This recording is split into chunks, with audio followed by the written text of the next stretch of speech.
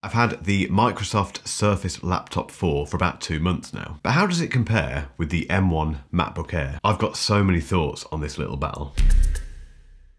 Hello and welcome back to Ellis Reviews, and thank you for subscribing if you have, and if you haven't subscribed, the button is just down there. So a little while ago I revealed that I was getting back into the world of Windows, and that was for two reasons. It was firstly because I wanted to get back into Windows and see what I'd been missing all these years, and secondly because I wanted to see how it compared against macOS. So what I've been doing over the last 2 months is pitching the Microsoft Surface Laptop 4 against the M1 MacBook Air. The M1 MacBook Air, as I've mentioned loads of times, you're probably bored of hearing it, is my favourite laptop ever. It's just superb. But can this steal its crown? Let's find out. We'll start with design, and when I first unboxed the Surface Laptop 4, I was pleasantly surprised. And that's completely unfair because I'm acutely aware that there are plenty of really lovely designed Windows laptops out there, including things like the Dell XPS series, but I'd never really held one in my hands for a very long time. And the Microsoft Surface Laptop 4 is a very nice laptop. In terms of design, it's very MacBook Air-like. It has the same tapered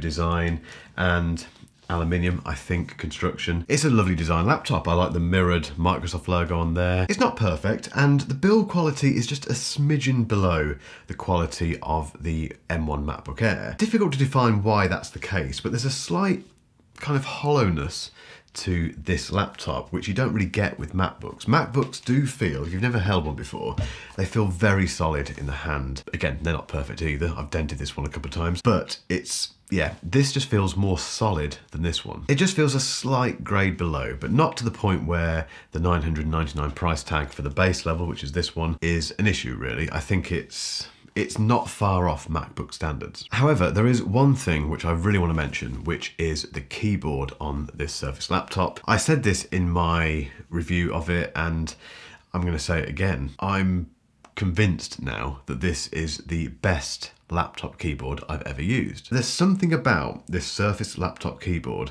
that makes it a joy to type on. And one part of that, I think, is the Alcantara, I still can't say that, Alcantara Surface, which I have on this one. You can get a full metal version of this, but I went for the cheapest version, which has the Alcantara Surface, which is this kind of almost felt-like surface. That's just very comfortable to rest your palms on. But what's interesting with this laptop is the flex on the keyboard. The actual keyboard itself, the chassis beneath it, flexes, so you can feel it pressing down along with the keys. Now, stop that. Now that flex could be for a number of reasons. It's not something I've ever experienced again on a MacBook before. A MacBook is a very solid typing experience in terms of the chassis beneath it. It doesn't move. It seems to aid the typing experience on the Surface Laptop 4. And we all know the problems that MacBooks have had with keyboards over the last few years. The latest generation are better. They're still not perfect keyboards. I just love typing on that Surface Laptop 4. It's fantastic. So in terms of the winner for the design battle, it just goes to the M1 MacBook Air, just because it just feels like a sturdier piece of kit. You feel like you're getting a little bit more for your money, but it's very, very close. As for performance, now this is an interesting thing because I've mentioned this several times in previous videos. I'll leave a link above to my long-term M1 MacBook Air review so you can see how I use that machine. But put simply, it's a do-it-all office type laptop really. I do some writing on it, I do my email, I do obviously web surfing, I work with web apps, do Teams calls. It's just a general get stuff done laptop. And for that reason, I'm doing the same thing when I use the Surface, because I want it to be, I want to put them up against each other doing the same sort of stuff really. So I'm not in need of really heavy specs. However, the M1 chip in the MacBook Air is just incredible because it makes everything easier. A lot of people call it snappy, and this kind of snappiness basically means that apps open very quickly. You can leave loads of apps open without worrying about memory being used up, and as we know, the whole 8GB versus 16GB thing is almost a non-event. If you're just using it as a general laptop, just get the 8GB version. It's that good. Now, in the Surface Laptop 4, I always have to refer to the specs, so bear with me. In this one, this is the base level version you can get, which, as I say, cost me £999 in the UK. It comes with an AMD Ryzen 5 468U processor, 8GB of RAM and 256GB of SSD storage. So apart from the processor, because I don't know enough about the Ryzen, I'm afraid, I can't really compare that against the M1 chip. I don't know enough about that. But everything else, it's pretty much a very similarly spec'd machine to the M1 MacBook Air that I have, so it's a base level, and it performs really well. This Windows laptop, it breezes through tasks just as well as the M1 MacBook Air, really. Now, it's not quite as snappy, that word again. I feel like I wait a bit longer for apps to open on the Surface, but it's not kind of the sort of thing where it's going to ruin your day at all. So for both of these laptops, in general, everyday use typography stuff, they perform identically, really. If you want to go above that and start doing video editing or audio production or really complicated development work, these specs probably aren't for you anyway. You'd want to spec them up a little bit, but that isn't what I do on these machines. Quick note on the screen. Now, obviously the M1 MacBook Air has the Retina screen. It's very nice. All Apple screens these days are fantastic. They have P3 color, True Tone, all that stuff. They're just very nice screens. The screen on the Surface Laptop 4 is very sharp. It's not quite as nice in terms of color reproduction as the MacBook Air. It's a little bit more washed out. You just get the feeling that you'd have to calibrate it a bit more to get the most out of it. But it does have one big advantage, I think, personally, over the M1 MacBook Air, which is that it is touchscreen. And it's the first laptop I've had, or owned anyway, which has that function, and I really like it. I spoke a lot about this on my original review of this, which I'll link to above. I don't use it all the time. I'm not constantly touching the screen, but I just find myself naturally reaching out and touching certain elements on the screen.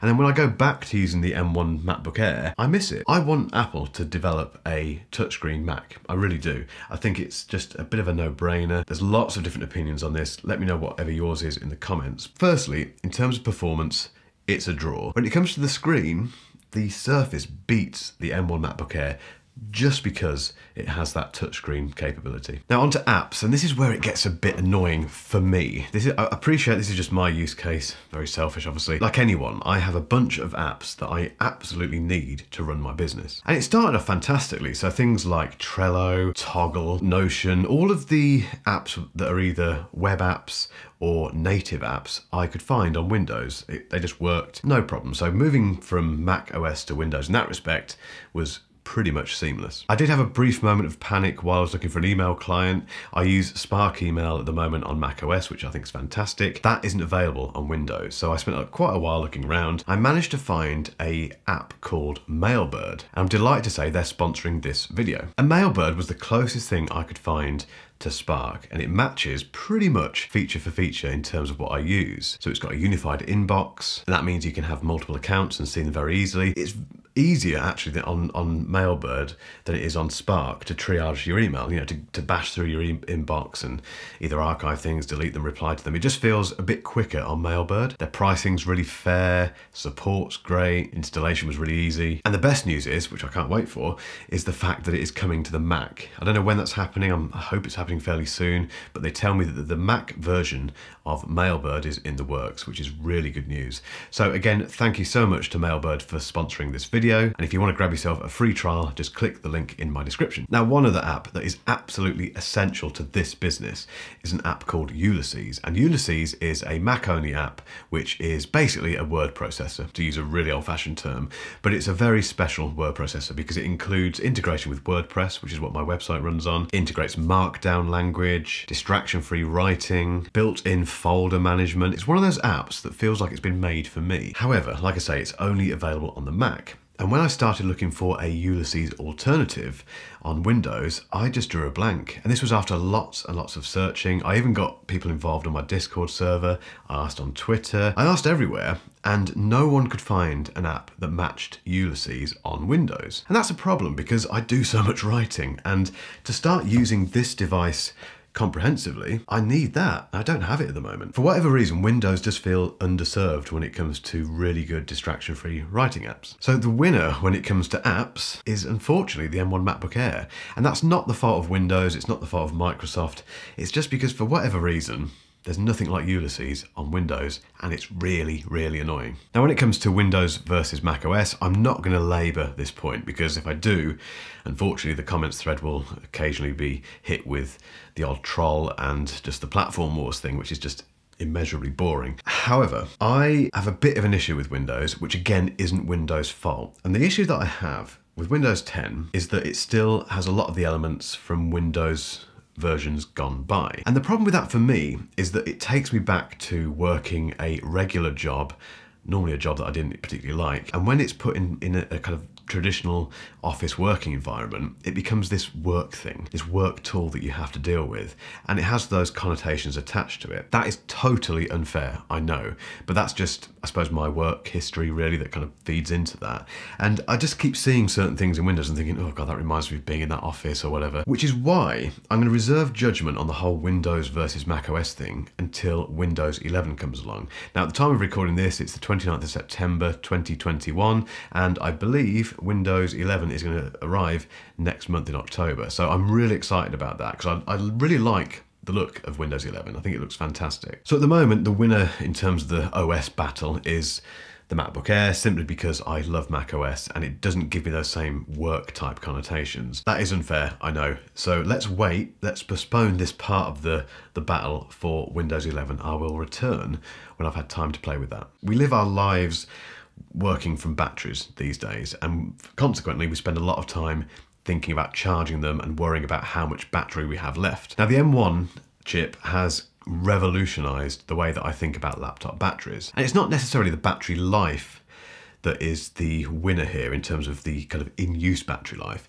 It's the standby time, which is so good. You can leave that laptop on, let's say, 40% charge overnight, and I wouldn't think twice about picking it up and taking it out the next day without a charger. Now, the Surface Laptop 4 isn't that far off. I think Microsoft quote, how long do they quote? 19 hours, I believe, on a single charge. You must know me by now. I don't do stringent, in-depth tests on this sort of stuff. I go on feel, really, and that feels about right, I think, based on the kind of usage that I put this through. I don't really push it like I mentioned earlier. The standby time isn't quite as good as it is on the M1 MacBook Air, but it's not bad. And I think part of the reason for that is that it goes into some kind of shut down state when you close the lid after a while. And the reason for that is that when I open it, I can see that it's rebooting into Windows. Now that's a bit of a pain because you then have to wait for it to reboot. Whereas with the MacBook Air, you just open it and it's just there. You're just in macOS straight away. That's part of the reason I love that laptop so much. It's just so convenient, and convenience with laptops, a massive part of that is the battery life. So the winner of the battery battle is just the M1 MacBook Air. So in conclusion, which one of these two laptops would I stick with? As mentioned earlier when I was talking about macOS versus Windows, it feels like this is a little bit of a premature comparison, because I think to really get the most out of this, I need to see Windows 11 on it. And if you're choosing between these laptops, and if you are traditionally a Mac person like me, I don't think you would want to switch to the Surface Laptop 4 as it is at the moment. However, if you are stuck between the two and you have no experience of macOS, if you bought this Surface Laptop 4, you wouldn't be disappointed. And actually, you're getting a few things over the M1 MacBook Air that I think are worth it. So things like the touchscreen is fantastic, and Windows Hello, which incorporates facial recognition for logging onto the laptop. I love that. It's just so convenient. So if you have no experience of macOS, the Surface Laptop 4 isn't a bad buy, particularly if you know deep down that you need Windows for certain apps or perhaps for the work that you do with your company. So as an everyday workhorse, you get lots of bang for buck with this Surface Laptop 4, but I think it does need Windows 11 to really bring it alive. My money would still 100% go on the M1 MacBook Air.